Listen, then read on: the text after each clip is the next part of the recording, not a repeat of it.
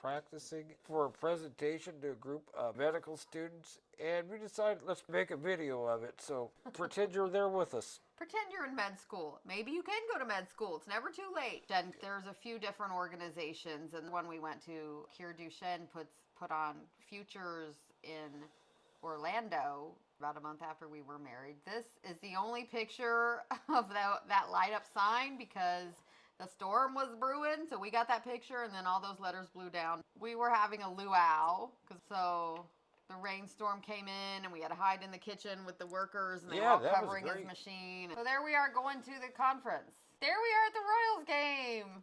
Yeah, I had only been to one baseball game before. I love baseball and collecting cards. Angela's helped me to be doing that again. I've been to many Royals games, but I hadn't been in a very long time. So we got our matching jerseys and went, and it was a really good time.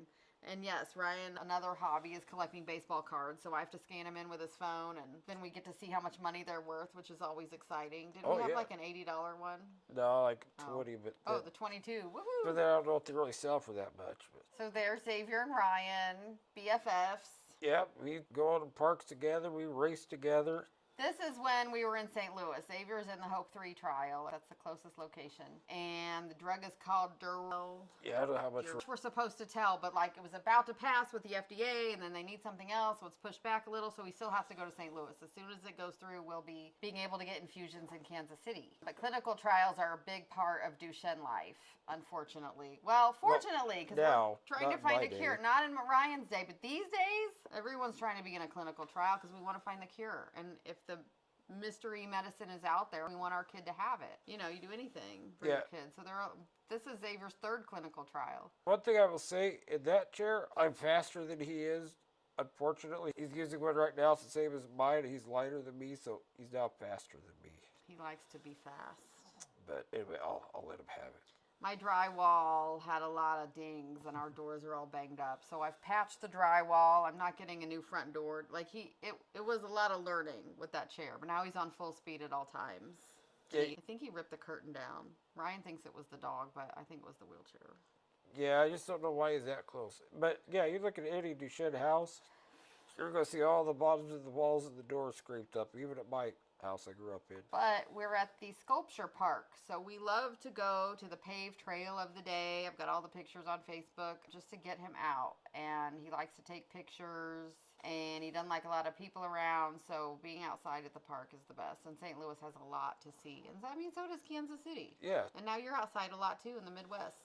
Yeah, I kind of had to quit going outside a lot, doing a lot of things for a long time. I'm back. There we are at the giving machines at Union Station on Christmas time. We bought a goat. Some village somewhere needed a goat. So. And that was something I've actually always wanted to do, a giving machine. They had one where I was at, but, I couldn't get a ride there. So much I couldn't do. And I've always, I want to have a farm. I want goats. So somewhere in the world, we have a goat. I would love goats because we have a very big hill I have to mow. And we are trying to figure out how to get a lawnmower on the front of Ryan's wheelchair so we could just drive back and forth. You know what we could get?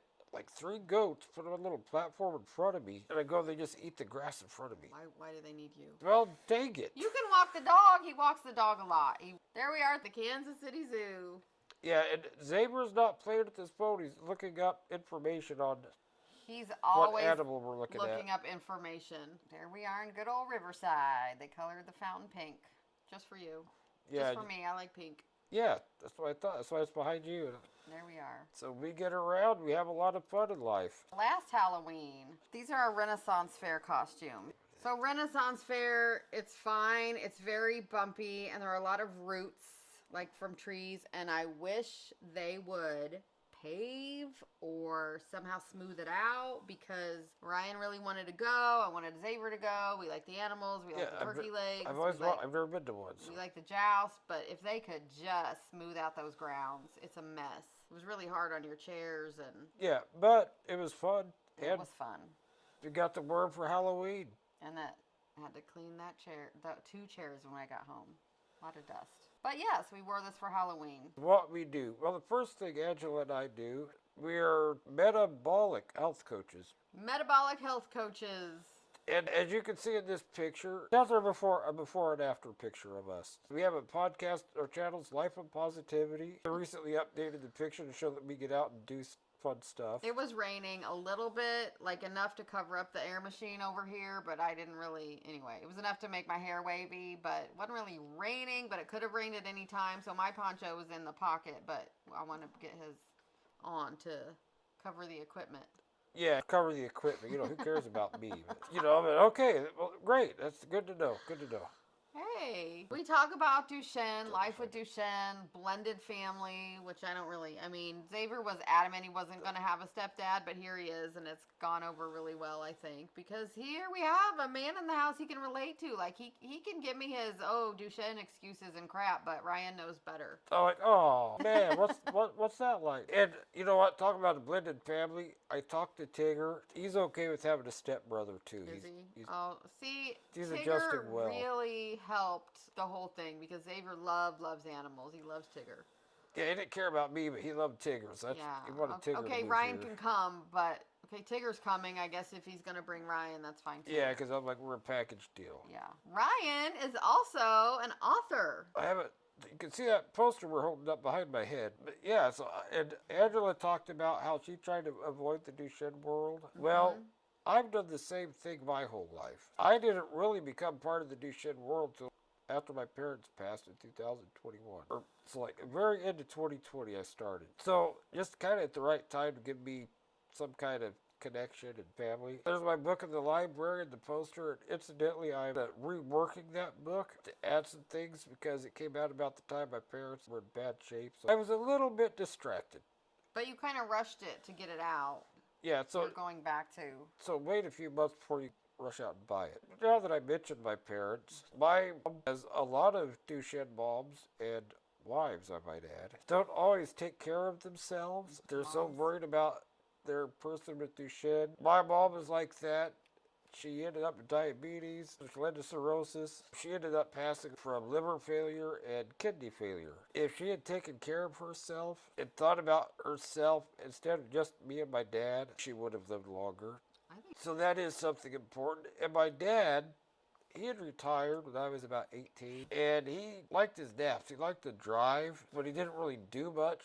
And he ended up getting dementia, and he smoked, so he had like 30% use of his lungs. Anyway, they both passed away within 3 months of each other. My mom's biggest thing was dying at home. So I made sure that she got to die at home and to have caregivers and manage everything for both of my parents. Yes, he brought people in. He kept them both out of nursing homes, and I think it was amazing to be able for you to, in your limited abilities, people look at you and they think, oh, a guy with Duchenne, but you ran the household, you made sure your parents had caregivers, you ran all the money, insurance.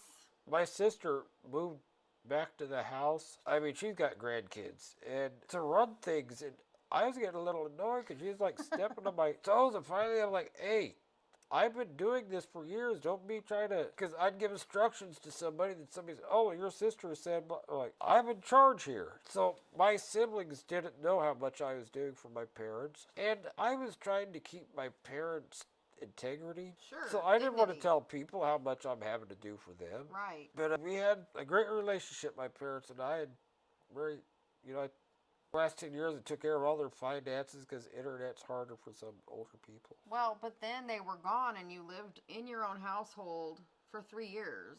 And a lot of people get shocked to hear that. Yeah, I mean, what? Wait, how do was it the safest thing in the world? No, but what is? I had a lot of divine intervention. A lot of people show up at right times and... Well, you had a very strong church community. You'd been in the same house your entire life and had a lot of people of all ages checking in on you. They knew who you were. They knew your situation. You were just really blessed in that way. And I had this really sweet lady named Joanna who at a moment's notice that somebody else fell through. One time somebody quit one summer and she had pretty much did everything for me that whole summer. She had to rearrange her life. I do think you had divine intervention, for sure. So you mentioned your sister. I would encourage, and I had mentioned mental health before, it's a big deal, and the entire family could go for therapy, counseling, just Is everyone doing okay? How can we work through this disease together? Because it takes control of the life of the entire family.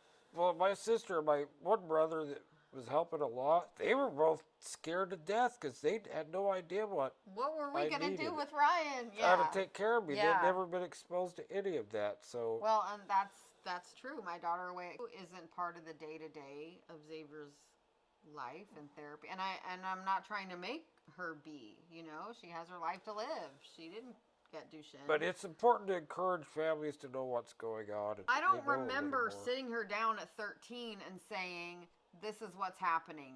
This is the diagnosis. This is what's going to happen to Xavier. They immediately wanted me to get tested, and they said, we're not going to test your 13-year-old. Wait till she's childbearing age, and we can test her if she's a carrier. And I said, well, if you test me and I'm not a carrier, you don't need to test her at all. So yeah, probably. Okay. But so some other stuff we do is we do gardening. There's our zucchini, grown by. We kind of missed it a little bit. We got 2 zucchinis this year, both found by him, and then 1 cucumber, which anyway, we got a lot of little tomatoes though. Yeah. A lot of good tomatoes. And the other thing we do is, we've talked about, we travel. Road trips. That's our setup. I get to ride in the front, which was always a dream of mine. So the Toyota Sienna, the Braun Abilities, it's a hybrid. The front seats both come out, so if he wanted to drive, he could. Never happening, but so he gets to ride in the front, shotgun with me, and then Xavier has the back seat, so it's a good time. Everything fits. You'd be amazed what can fit into a Toyota Sienna. That's the setup when we got married, and then we drove Ryan, some of his stuff, the cat, my mother, and Xavier all in that van right there. Okay. I don't know how we got the Hoyer lift, our wedding clothes, Tigger, my mother, her little suitcase. I don't know how it happened. Yes. Divine intervention. Yes. But we got it all in the Sienna and brought it home. And then a few weeks later, Ryan's brother drove his minivan, his little Dodge handicap van, across the country to like here with your computer, with a lot of other stuff. Yeah. I went like 2 months without a computer. It was rough. I didn't know what to do with him. I'm like, okay, you're dressed. What do we do now? No computer. I'm like, I watch you, and she was like, she didn't like that for some reason. She's creeping on me, yeah. Okay, this next slide. It's just different random things we do, having a good time. Yeah. There's me swimming. So Xavier does aqua PT, which is so great for Duchenne. And I realized, you know what? I'm sitting here at the Y. I'm going to jump in the pool too. So I do laps whenever Xavier's having aqua PT. Because I know, like, I look over, if he's still working, I'm still working. He counts my laps, but if Xavier's still going, I'm like, I better keep on swimming. Yeah, and by the way, we talked about being health coaches. Yeah. I had so much inflammation, and this at 43 with Duchenne muscular dystrophy. By the way, we know people in their 50s and like a 62-year-old with Duchenne. Right. But this is the healthiest I've been in I don't know how long. Which leads us to our next slide. Great health is always possible. Yeah! Like I said, you know, moms aren't taking care of themselves, worried about other things. So I thought I looked good. That was my favorite shirt. And I was like, I look good in this shirt. And I don't. Especially, like, you shouldn't be 5 feet and have a BMI of 36 or 30. Like, but I'm a certified health coach. And we've just found out more about metabolic dysfunction and visceral fat. And you're choking out your organs. We teach and incorporate habits of health every day. Movement, nutrition, water, sleep, stress management, and all these things are so important for Duchenne. Yes. And for everybody, and especially caregivers. So I would really encourage you, if you meet a caregiver, parent, who maybe isn't the healthiest, she needs to take care of herself. And if you could encourage that and send them to us, because it's hard to really tell somebody. So there we are. Coach function. We got our little matching shirts. Duchenne doesn't stop dreams. That 4-year-old boy in 1987 that was diagnosed with Duchenne, whose parents and siblings cried at that diagnosis, later became an Eagle Scout, graduated high school, which they weren't sure he would, has multiple college degrees, a PhD, married to a beautiful wife, a father. All my dreams have come true. So know that Duchenne doesn't end your dreams.